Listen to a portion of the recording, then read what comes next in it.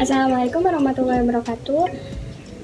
Saya dari kelompok konflik Crimea bersama rekan saya Fitria akan menjelaskan tentang konflik Crimea. Perkenalkan, nama saya Melinda Putri. Kami dari kelas 12 kelas 1 dan di sini saya akan mulai. Jadi, Crimea sendiri itu merupakan sebuah semenanjung di kawasan Laut Hitam yang pada tahun 1921 sampai 1945 wilayah Crimea ini daerah kekuasaan dari Uni Soviet. Namun setelah tahun 1925 dia berubah menjadi bagian dari Ukraina. Awal mula konfliknya ini, Crimea merupakan suatu daerah otonom yang mempunyai parlemennya sendiri, tapi tidak mempunyai kedaulatan secara fisik dan politik, dan tetap termasuk ke dalam kedaulatannya Ukraina. Dalam hal ini, status Crimea masih merupakan bagian dari wilayah kedaulatan Ukraina, padahal mayoritas rakyat Crimea lebih memilih untuk bergabung kepada Rusia daripada ke Ukraina sendiri. Permasalahan ini timbul terjadi krisis politik internal di Ukraina. Krisis ini dipicu oleh penolakan penandatanganan perjanjian asosiasi dan stabilisasi dalam kerangka Uni Eropa oleh Presiden Ukraina Viktor Yanukovych. Sebagai hasilnya, Parlemen Ukraina menyatakan mosi tidak percaya kepada pertahanan atau incumbent, dan kemudian muncul aksi protes. Dalam kaum nasionalis ekstrim, radikal, dan neofasis untuk memaksulkan pertahanan yang digerakkan oleh negara-negara barat. Setelah memaksulkan rezim Yanukovych ini, rezim yang baru kemudian mengeluarkan berbagai kebijakan yang berorientasi kepada barat dan mendiskreditkan etnis minoritas di dalam Ukraina. Etnis Rusia yang merupakan etnis minoritas di Ukraina ini merasa terancam dengan kebijakan rezim baru tersebut. Sebagai solusinya, wilayah selatan Ukraina yaitu Crimea menyelenggarakan referendum untuk menentukan nasib sendiri, apakah tetap berada dalam wilayah Ukraina atau akan berpisah dari Ukraina dan bergabung dengan Rusia. Dan ini ada beberapa faktor dari yang melatar belakangi adanya krisis Crimea, yaitu pertama yang tadi dijelaskan karena pelengseran Presiden Ukraina yaitu Viktor Yanukovych ini oleh mahasiswa yang emang pro-nya ke barat bukan ke Rusia.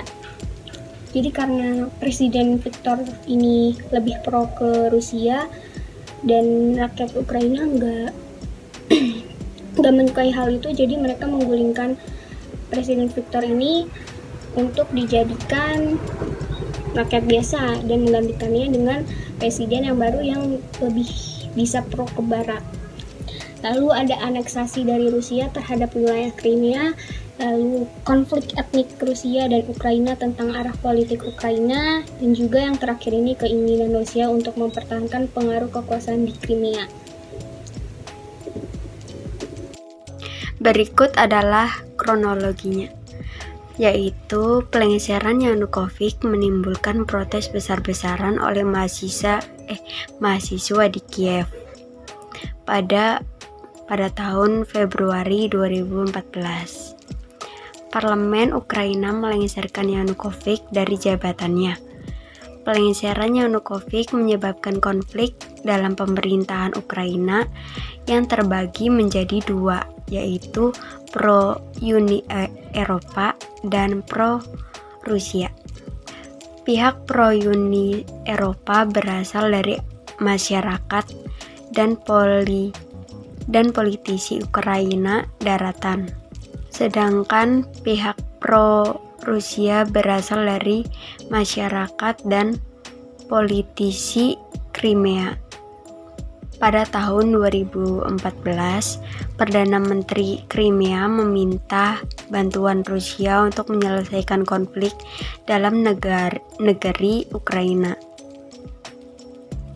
Pemerintahan Rusia menerima permintaan dari Crimea dan mengirimkan pasukannya untuk menduduki Crimea. Campur tangan Rusia atas permasalahan Ukraina didasarkan pada kepentingan politik dan ekonomi. Letak geopolitik Crimea yang strategis ingin dimanfaatkan Rusia untuk memperkuat. Selain itu, Rusia memiliki jalur pipa gas di Ukraina yang menghubungkan sumber gas di Rusia menuju negara-negara Eropa. Jika Rusia mampu menguasai pemerintahan Ukraina, hal tersebut akan sangat menguntungkan bagi bisnis negeri gas Rusia. Berikut dampak-dampak di bidang politik dan ekonominya. Yang pertama, masyarakat Eropa Barat khawatir akan adanya krisis energi yang ditimbulkan karena blokade komoditas gas dan minyak dari Rusia. Yang kedua, timbulnya korban jiwa karena bentrokan masyarakat pro-Rusia dan pro-Uni Eropa di Ukraina. Yang ketiga, menurunnya tingkat investasi di Crimea. Pada tanggal 18 Maret 2014, Republik Crimea yang merdeka menandatangani perjanjian penggabungan dengan Federasi Rusia. Penggabungan ini diterima namun diberikan secara terpisah untuk wilayah-wilayah yang membentuknya. Satu untuk Republik Otonom Crimea sebagai subjek federal dan satu lagi untuk Sevastopol sebagai kota federal. Subjek federal yang baru terbentuk yang terdiri dari bekas Republik Otonom Crimea menggunakan nama Republik Crimea, sama seperti nama Republik Independen berumur pendek sebelumnya. Selama ini, masa transisi yang berlangsung hingga 1 Januari tahun 2015.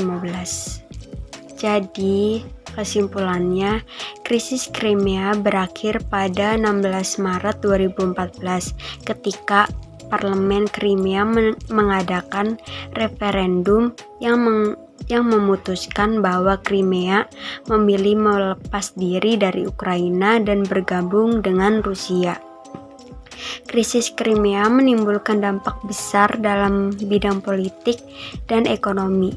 Masyarakat Eropa Barat khawatir akan adanya krisis energi yang ditimbulkan karena blokade komoditas gas dan minyak dari Rusia. Selain itu, ada potensi timbulnya korban jiwa karena bentrokan masyarakat pro-Rusia dan pro-Uni Eropa di Ukraina. Segitu saja penjelasan saya dan Meilinda. Kurang lebihnya mohon maaf. Wassalamualaikum warahmatullahi wabarakatuh.